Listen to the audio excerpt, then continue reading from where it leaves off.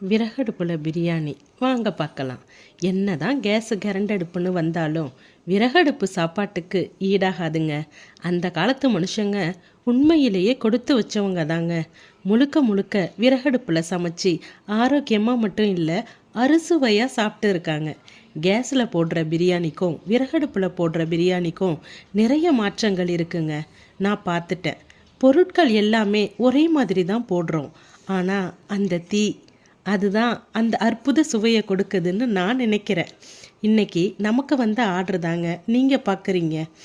நம்ம பிரியாணி மசாலாவோட அற்புதமான அரோமாவோட அறுசுவை பிரியாணி, பாய் வீட்டு கல்யாண பிரியாணி டேஸ்ட்டை அப்படியே உங்கள் நாவிற்கு கொடுக்கும் எங்கள் ஆர்ஆர் பிரியாணி. இந்த பதிவு உங்களுக்கு பிடிச்சிருந்தா லைக் பண்ணுங்கள், ஷேர் பண்ணுங்கள், சப்ஸ்கிரைப் பண்ணுங்கள், ஃபாலோ பண்ணுங்கள். என்ன நான் சொல்கிறது.